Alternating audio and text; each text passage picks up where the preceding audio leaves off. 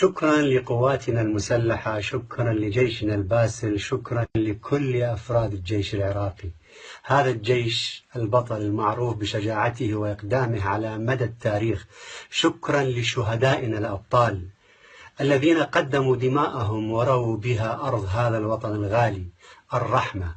الرحمة لأرواحكم، ولكم الذكر الطيب دائما وأبدا. شكرا لكم وأنتم تقدمون للوطن وللشعب هذه الهدية الرائعة. وأنت يا نينوى يا حبيبتي يا مدينتي العزيزة، ويا أبناء نينوى الطيبين من كل القوميات والأديان والمذاهب، قلوب العراقيين جميعها معكم منذ أن دخلت الموصل الحدباء في بحر من الدماء لمدة 4 سنوات ولاقت ما لاقت من العذاب.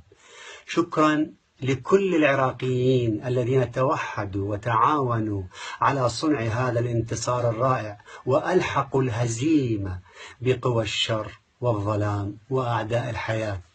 هنيئا لنا لكل العراقيين بعودة الموصل الحبيبة الجميلة أم الربيعين إلى حضن العراق العظيم.